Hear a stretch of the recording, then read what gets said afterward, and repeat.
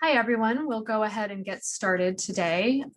I am Lauren Brigerman, and I'm a member in Miller & Chevalier's white collar practice, where I focus my practice on representing companies and individuals in cartel and other government investigations. I'm joined with my colleagues, Catherine Pappas and Ian Herbert. Hi, everyone. My name is Catherine Pappas. I'm a counsel in Miller & Chevalier's litigation group, and I focus on white-collar defense and internal investigations. And hi, I'm Ian Herbert, also counsel in the white-collar criminal defense group, and I focus in part on representation of financial services companies and employees in U.S. and cross-border investigations. So thanks for joining us today for White Collar Investigations, where we're going to give you an update on key developments impacting executives in the summer of 2021. We've got a nice agenda for you today. I think as the pandemic has been receding in the United States and we are going back to some sense of normal, we're seeing some interesting developments in white collar investigations and prosecutions. So first, we're going to start with Catherine. She's going to give us an update on COVID-19 and how that's impacting court proceedings as well as prosecutions generally. She's going to focus on some interesting data that we've seen that talks about prosecutions and investigations over the past couple of years and how that's been impacted by COVID. Then I'm going to talk a little bit about recent trends in cartel enforcement. I'm going to cover some new investigations that have just become public, as well as some existing investigations that we've covered in the past that have expanded in scope. I'm going to turn it back again to Catherine again to focus on FCPA developments. And then finally, Ian is going to round it out with a discussion of significant money laundering prosecutions. And if anyone has a question any time, they are welcome to just type it in the Q&A box. We will either try to get to it as we can, or we will certainly answer it by the end of the program. So please use that function if you can. And with that, I will turn it to Catherine. Lauren, so over the past year, we've been watching the status of court operations in courthouses across the country. Courts have been concerned with metrics like the number of new cases and ICU bed availability and limiting access to their facilities, especially for members of the public and non-litigants and counsel. But in the last 6 months, we've also seen courts taking a look at vaccination rates and making decisions to open up their proceedings and allow members of the public back into the court. At the same time, they're still encouraging remote proceedings where possible. So it's this real kind of balance of factors, and we'll have to see if that becomes the new normal going forward. But to highlight a few of the strategies that we've been seeing across the country, in Los Angeles, the federal court is continuing to allow the use of remote video and teleconferencing services for certain criminal proceedings. Their current order expires this Thursday, so we'll have to see if they extend that as they have in the past. DC federal courts are also allowing certain criminal proceedings to take place remotely. But at the same time, the court is opening up to in-person proceedings, including jury trials. And as they expand their in-person operations, the court is allowing limited access for members of the public who wish to observe trials, although they're doing so via a live feed in a courtroom that is separate from the courtroom that the trial is happening in. In Chicago, the federal court is maintaining a general mask requirement, but is also starting to provide for limited exceptions for fully vaccinated individuals, with court employees who are in non-public areas being able to go mask-free, as well as counsel, litigants, and witnesses in non-jury proceedings. For now, they're keeping all jurors masked. And turning to New York, the Eastern District of New York has resumed jury and bench trials, but is continuing to encourage remote proceedings. One of the factors that they're taking into account is that the majority of inmates at the Metropolitan Detention Center of Brooklyn, which is where most of the court's defendants are detained, have not been vaccinated. So those restrictions are going to remain in place through at least the end of the month, and we'll see if any update in vaccination rates kind of changes their current plan. At the end of June, the Southern District of New York amended its rules on entry to the courthouse to reduce restrictions on fully vaccinated individuals. People can remove their masks under certain circumstances. They've removed quarantine restrictions for vaccinated folks and also reduced testing on vaccinated individuals. So with that as the background, As in-person proceedings are ramping up, things are starting to look a little bit more normal. We can begin to take stock of the impact of the pandemic era restrictions on the last year of white-collar prosecutions. So two really helpful reports came out in the past few months. First, the DOJ fraud section released their year in review for 2020, and the U.S. Sentencing Commission published their overview of federal criminal cases for the fiscal year. So the reports cover slightly different time periods, but both describe a real decline in traditional fraud-related charges against individuals during the early stages of the pandemic. To put some numbers on that, the fraud section charged 326 individuals in 2020, which is about 2/3 of the number that they charged in 2019, and secured approximately 17% less convictions in 2020 than in 2019. The Sentencing Commission reported a nearly 16% drop in reported convictions compared to fiscal year 2019. And that decline is really put into sharp relief when you look at proceedings that require a jury. The fraud section convicted just 16 individuals after a jury trial in 2020 compared to 37 in 2019. So that's over a 50% drop. And cases involving fraud, theft, or embezzlement declined by about a quarter compared to 2019. At the same time, the pandemic is creating a new focus for the fraud section, prosecution of COVID-19 related fraud cases. The Market Integrity and Major Frauds Unit charged almost 100 people last year for cases related to the Paycheck Protection Program. That's nearly 1/3 of all the fraud section charges in 2020. And the Healthcare Fraud Unit is coordinating with a working group of law enforcement and public health agencies to combat COVID-19 related fraud. The trends reported in these government reports are likely to continue into the first half of this year. As we've discussed before, courts have continued to limit in-person proceedings, and they're now facing this year-long backlog of delayed trials and other proceedings. So it remains to be seen whether prosecutors will be able to close the gap in 2021 to look more like their 2019 numbers. So with that, I'll turn it over to Lauren for some updates on enforcement in the cartel space. Great, thanks, Catherine. And I think some of our listeners are having trouble hearing you. If it's possible to try the headset, that might work a little bit better, because I know we're going to come back to you for some important FCPA developments. So let's see if we can try to work that out. But turning to antitrust, before I even get into cartel developments, I wanted to talk a little bit about antitrust more broadly. It's clear that antitrust is at the forefront of this administration's agenda. Just a few days ago, President Biden signed an executive order announcing 72 initiatives to promote competition. Now, this is an executive order. It's aspirational. It has a lot of goals and not actual legal backing at this point. But it's interesting that he is putting a big focus on antitrust.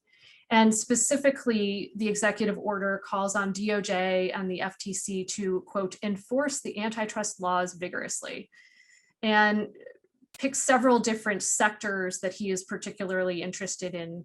And those are labor markets, healthcare, including prescription drugs, transportation, technology, and some others.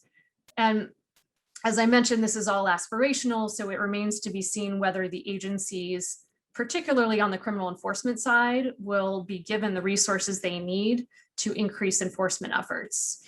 The Antitrust Division's criminal enforcement section suffered significant blows in terms of staffing and resource shortages in the previous administration.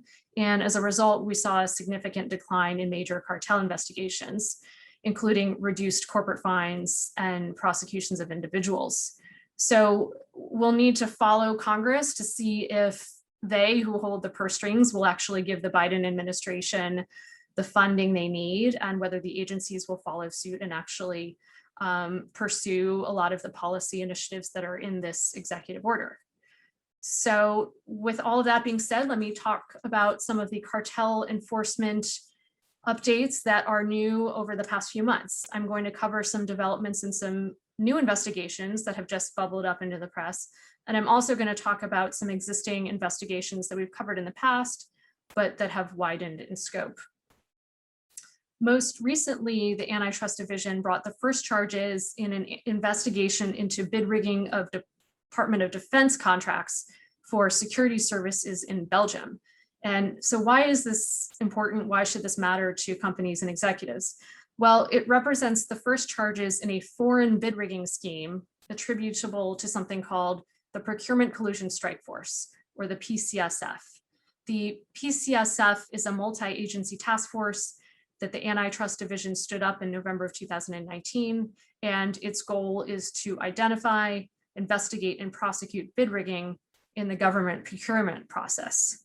And why does this focus on bid rigging in the government procurement process matter to companies and executives? Well, if the government is a victim of an antitrust crime under the Clayton Act, the government can seek treble damages, which are triple damages. So the financial impact can be huge to companies. So let's talk a little bit about this new investigation that relates to security services in Belgium. In June, a federal grand jury in DC indicted a Belgian security firm called Cirrus Security, NV, and two of its former executives for allegedly rigging bids for contracts with DoD to provide security services at military bases in Belgium. And the time period of this alleged conspiracy is relatively narrow, only from 2019 to 2020. The former CEO of the company, Danny Vandermeulen, and a former director of guarding and monitoring, Peter Verpoot, who are both two Belgian citizens, allegedly fixed prices with competitors and also entered into agreements with competitors to allocate a multi-million-dollar contract for security services. At the same time, the grand jury also indicted the former CEO of a competitor security company, G4S Security Solutions NV, also a Belgian company. Jean-Paul Van Amermet is the former CEO, and he allegedly also conspired with the other individuals in this conspiracy. The company G4S itself pled guilty only days before these indictments were revealed, and also agreed to pay a $15 million fine for its involvement in the bid rigging scheme. At this point, we've seen just these two companies and three executives charged in the scheme. It will have to follow this investigation to see if there are additional charges, and also to see if the scope of the conduct extends beyond Belgium. Right now, this just covers security services contracts in Belgium. And as I mentioned, the case is being investigated by the PCSF, the Procurement Collusion Strike Force. DOJ is touting these charges as the PCSF's first in a foreign bid rigging conspiracy.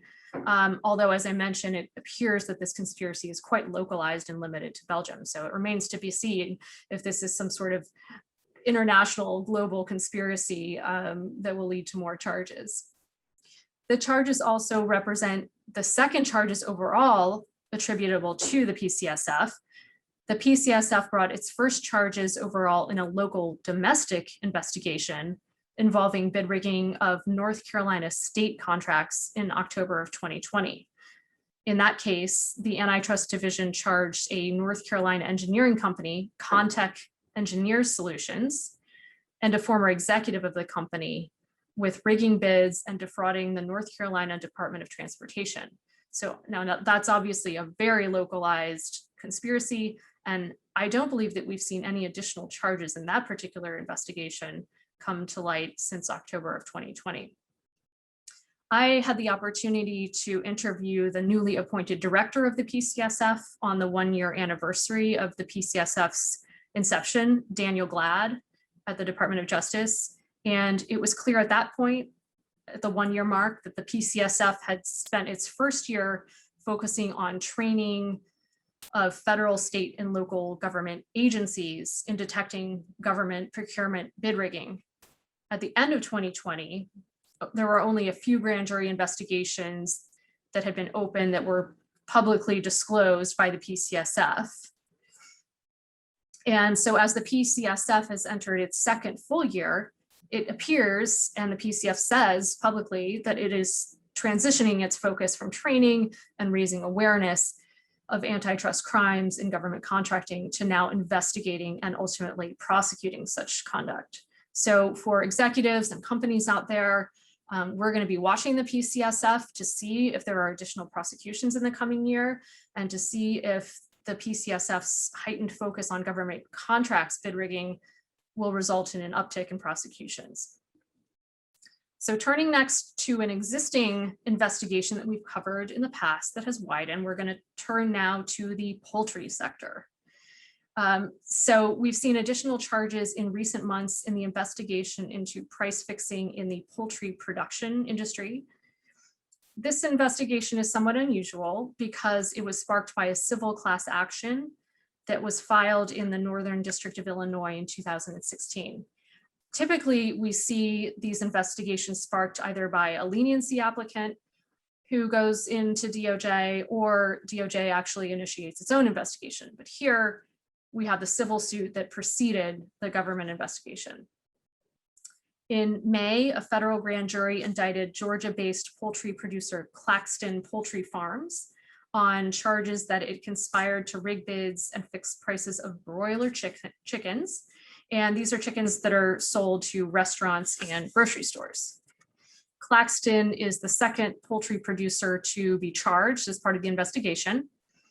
And poultry producer Pilgrim's Pride, a much bigger company, pled guilty to participating in the scheme in February and agreed to pay a $107 million fine. But there's been some good news for Pilgrim's Pride and the executives in recent months as well. In April, Pilgrim's Pride and its current and former CEO, Fabio Sandri and William Levitt, successfully defeated a class action lawsuit that was filed against them in the District of Colorado. In that case, the judge ruled that certain of the claims violated the 5-year statute of repose for securities actions, and the lead plaintiff lacked the standing to sue. In addition to the 2 companies that have been charged in this investigation, 10 individuals, including William Levitt of Pilgrim's Pride, have been charged criminally. So that is the poultry production investigation. And that has expanded a lot in the past year or so. So certainly is possible that we would see additional charges against executives and companies to follow. I want to turn next to the labor market, because that has been a heightened focus of the Antitrust Division really since the end of 2020. And now that we see the Biden administration coming out with this executive order that focuses on the labor market, I think it's really going to be a focus in the coming months and years. So since the end of 2020, the Antitrust Division has brought charges against companies and executives for allegedly engaging in wage fixing and entering into no-poach agreements with competitors. A no-poach agreement is if you agree with a competing company not to solicit each other's employees. This is the first time that the Antitrust Division has brought charges, criminal charges, on a theory that colluding with competitors to set compensation or to agree not to solicit each other's employees constitutes criminal cartel conduct rather than civil. Up until the end of 2020, DOJ had only pursued these cases civilly rather than criminally, even though DOJ had threatened to prosecute these cases criminally since at least 2016. You may recall that in 2016, DOJ issued its antitrust guidance for human resources professionals to assist professionals in the HR sector to avoid running afoul of antitrust laws. And in that document, DOJ threatened that it would pursue criminal charges and certainly open criminal investigations into this sort of conduct. In April, a federal grand jury in Texas indicted John Rogers, a director of a therapist staffing company, and brought additional charges in a superseding indictment against Neeraj Jindal, the company's former owner, for allegedly conspiring with other healthcare staffing companies to pay lower wages to physical therapists in Texas. Both individuals are also charged with obstructing a related FTC investigation. Jindal initially was indicted on wage fixing and obstruction charges in December of 2020, and so a superseding indictment was filed in April. But Jindal has subsequently filed a motion to dismiss the indictment, arguing that alleged wage fixing does not constitute per se or criminal antitrust conduct. So he's really holding DOJ to the fire on this theory of criminal wage fixing because it hasn't been tested yet in court. So how the court rules in that case could have broad implications for DOJ's ability to pursue criminal cases involving the labor market. This hasn't stopped DOJ from continuing to charge companies and individuals under these theories. In March, a federal grand jury in Nevada indicted VDA OC LLC, which is a healthcare staffing company, and a former manager of the company, with conspiring with competitors to fix wages for nurses and also allegedly entering into no-poach agreements not to recruit or hire nurses. The recent no-poach and wage-fixing charges demonstrate the Antitrust Division's increased focus on alleged collusion in the labor markets. And the theory that such conduct is a criminal violation, as I said, is untested in court and remains to be seen whether the charges will actually result in convictions.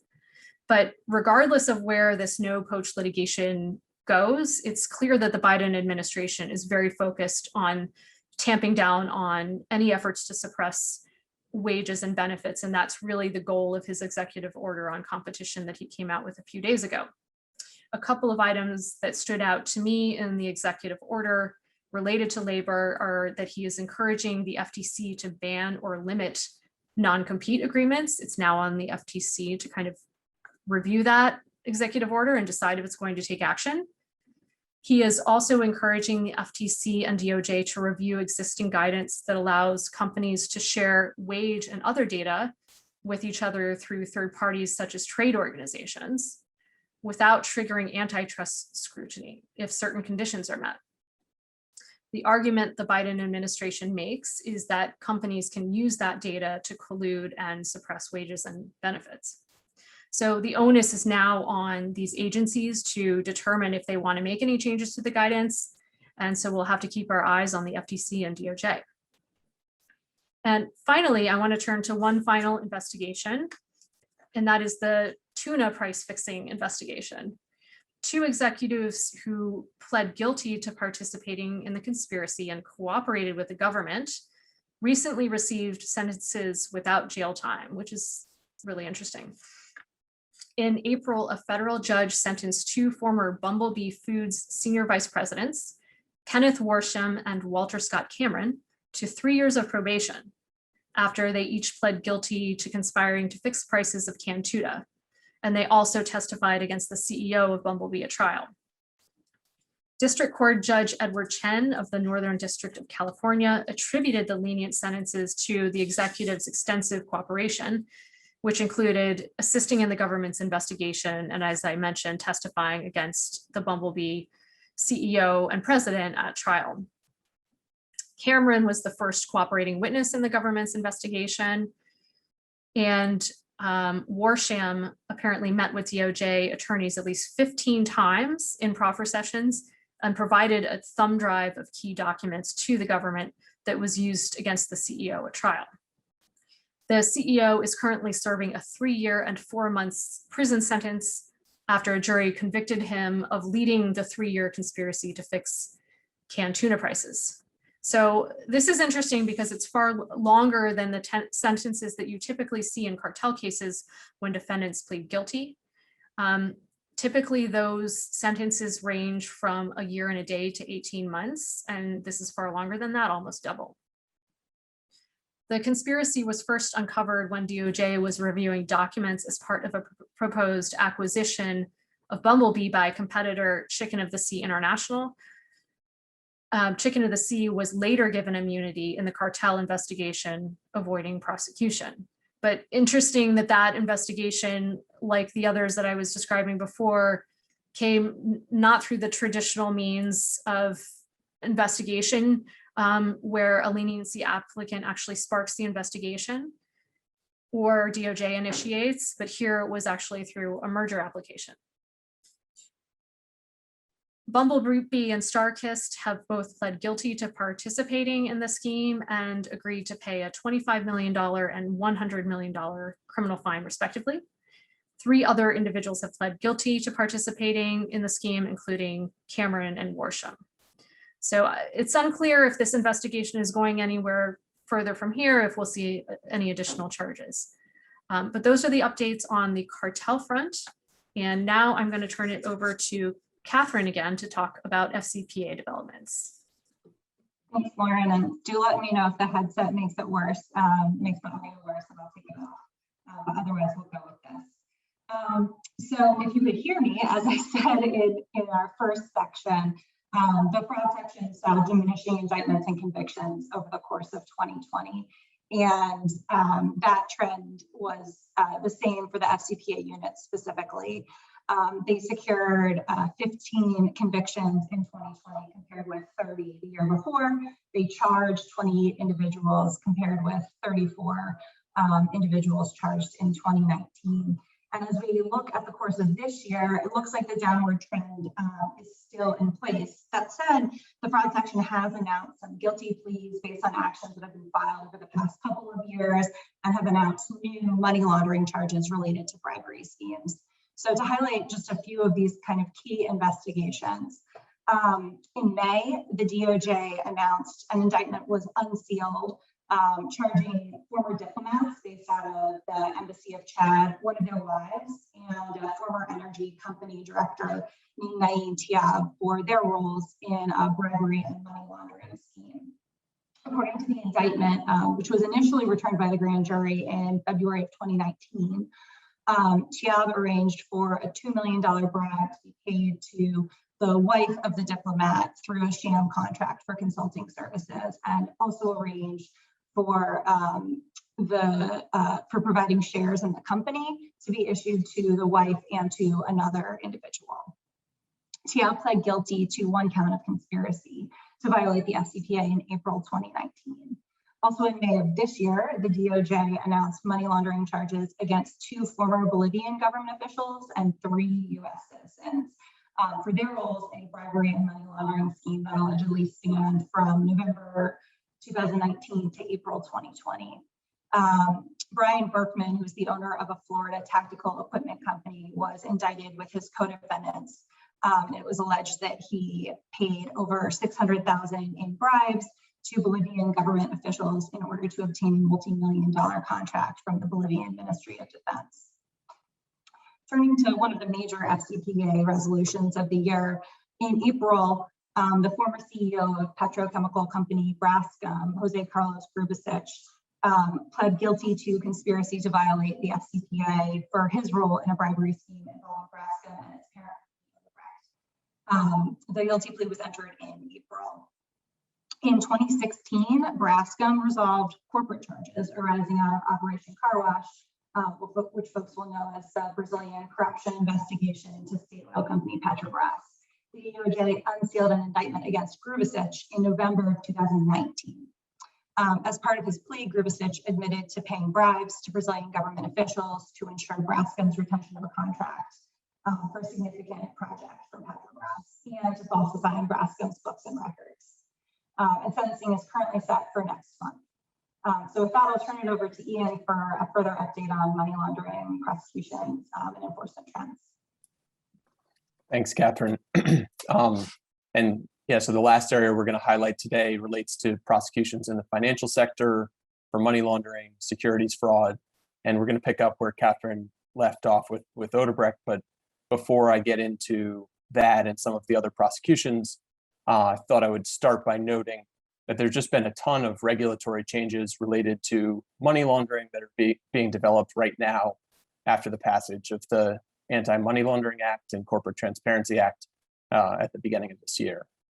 So earlier this year, FinCEN kicked off its rulemaking process for the creation of the Beneficial Ownership Registry, which was an important part of the Corporate Transparency Act. They issued an advance notice of proposed rulemaking that sought input on about 50 different implementation questions, and they're moving that forward. Then about 2 weeks ago, FinCEN issued the first set of national priorities for combating money laundering. And these are intended to guide financial institutions to help focus their anti-money laundering programs. And those are 2 examples. There's a lot more coming. So the implementation regulations for both the Beneficial Ownership Registry and the national priorities both have to be promulgated by the end of the year. And also, FinCEN recently issued a report to Congress concluding that that FinCEN should undertake a rulemaking process to establish a process for issuance of no action letters. So all that is coming later this year. We're following those developments But today, so I just wanted to note them. And then today I wanted to focus a little bit on some of the interesting AML related prosecutions related to individuals. So, like I said, picking up where Catherine left off, earlier this year in May, Peter Weinzierl, the CEO of an Austrian bank, was arrested in the UK for allegedly conspiring to launder hundreds of millions of dollars in connection with the Odebrecht scandal. At the same time as his arrest, the court in the Eastern District of New York unsealed an indictment, and that indictment was from September 2020 against Weinzierl and a colleague of his, Alexander Wallstein, also an officer of the Austrian bank. And according to the indictment, Weinzierl and Wallstein used fraudulent contracts to move about $170 million from Odebrecht accounts in New York through the Austrian bank to offshore shell company accounts that were secretly controlled by Odebrecht. The bankers agreed to open the accounts for the shell companies, and then they moved the funds out of Odebrecht official accounts into the and off of their official books and records into the shell companies. The payments to the shell companies were recorded as legitimate business expenses, but according to the indictment, were actually used to secretly pay foreign officials to advance Odebrecht's interests. And then, as a result of their participation in the scheme, working for the bank, Weinzierl and Wallstein obtained millions of dollars in fees for the bank in order to move the money. And so they were each indicted on 4 counts of money laundering. I wanted to flag this case because I think it's a good example of the government using money laundering charges against bankers who facilitate improper transactions, in addition to the individuals who are actually involved in the underlying illegal conduct. So, based on the allegations in the indictment, Weinzierl and Wallstein, they certainly were intimately involved in not all aspects, but in many aspects of the bribery scheme. But their role was simply in facilitation, not in bribery. And I would note that in June, the White House issued a memorandum that established countering corruption as a core U.S. national security interest. And the memorandum talks in part about holding accountable the facilitators of corruption. And so I don't want to tie them too closely together. This indictment was from 2020, but I think it could be illustrative of the types of cases that the government may want to bring going forward. Similarly, the second case that I wanted to focus on relates to 2 individuals who were indicted earlier this year for failing to set up AML compliance programs. And in March, Giandre Asre and Hanan Ofer were indicted for Bank Secrecy Act violations. And what they did was allegedly provide false assurances to certain unsophisticated financial institutions, specifically the New York State Employees Federal Credit Union. And the false assurances were that Asre and Ofer could assist in operating their anti-money laundering compliance program. So they owned a business called DDH Group, and they represented to the credit union that due to their extensive experience in AML training, they understood the risks associated with high-risk financial transactions and business lines, and they could conduct appropriate AML due diligence. They promoted the fact that Asre worked for 10 years as a senior vice president for a domestic bank and received AML training, compliance training, and was also a certified AML specialist with ACAMS and other credentials. And so they were able to set up the compliance programs for the credit union. And then they were able to operate the high-risk business lines and conduct transactions through the credit unions. But they, according to the indictment, failed to develop and implement any effective AML compliance program for the bank.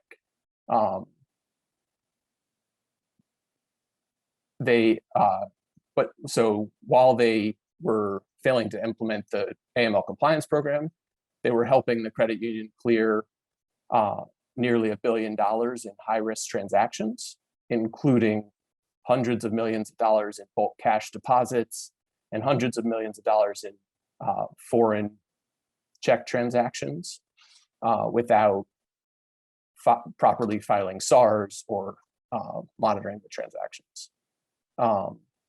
So again, I thought this was an interesting case because of the way it targets the facilitators of money laundering.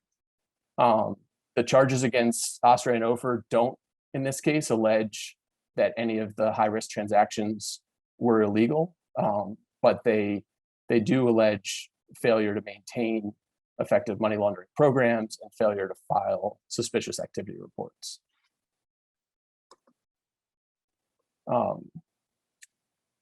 So those are money laundering charges, and I wanted to talk briefly about two more topics. The first is prosecutions related to securities fraud, and particularly in the cryptocurrency space. So in February, a cryptocurrency promoter, John DeMar, was arrested and charged with securities fraud for his role in defrauding investors out of about $11 million. DeMar, according to the indictment, criminal complaint rather, marketed investment contract securities by saying that the investor funds would be put into digital asset mining and trading platforms that would earn guaranteed profits for the investors. And then the investors were later forced to roll over their accounts into an unregistered initial coin offering for Bitcoin 2Gen, B2G. According to the complaint, the investors in B2G never received any digital tokens from the ICO and just received account statements falsely representing that their investments were earning large returns.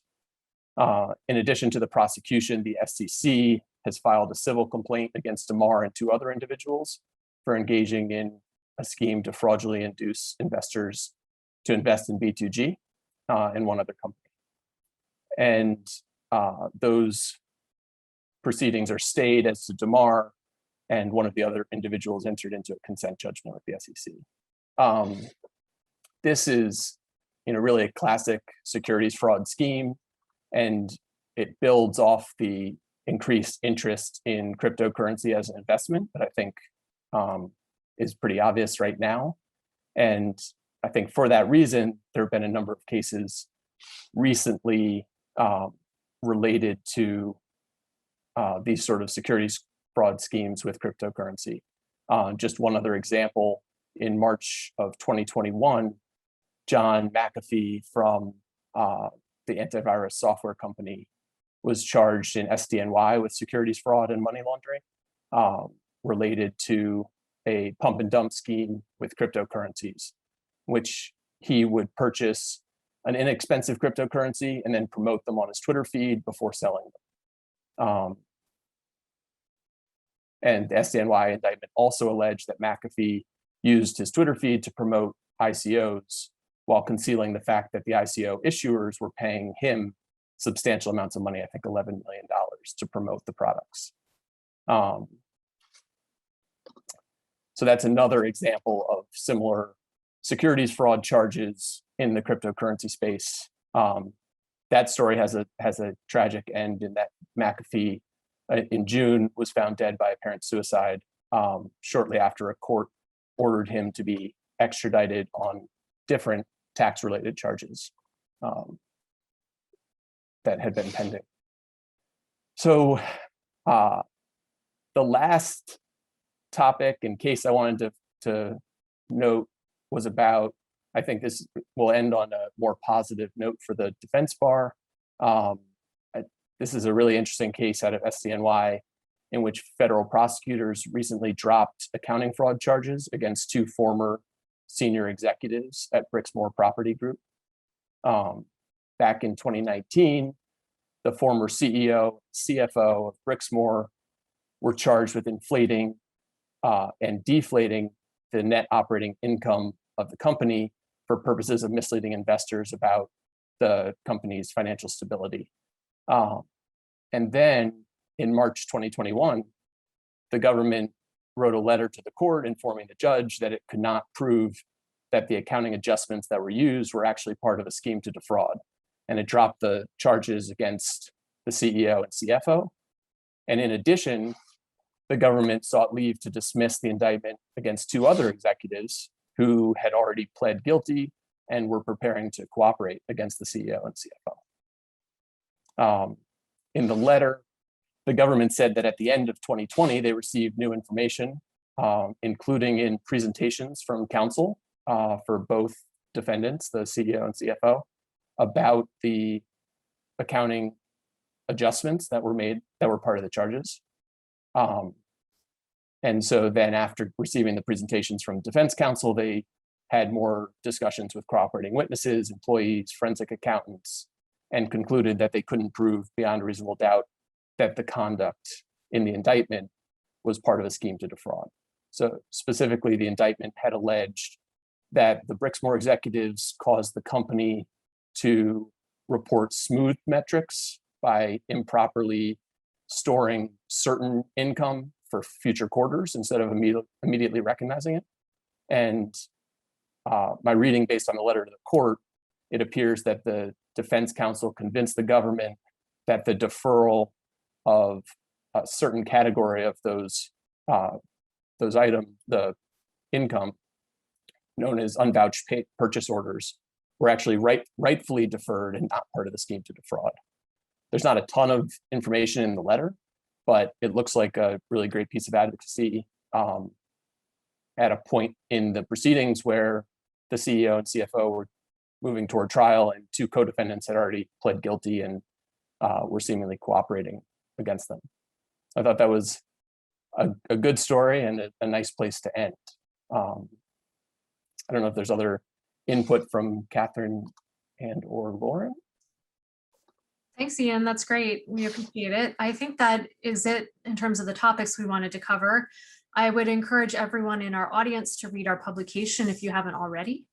You can go to our website at millerchevalier.com and click under publications and find our quarterly Executives at Risk newsletter there. And let's just pause for a minute and see if there's anyone else who would like to ask a question. You can just type it into the Q&A bar here and we're happy to answer any questions. Thanks, everybody.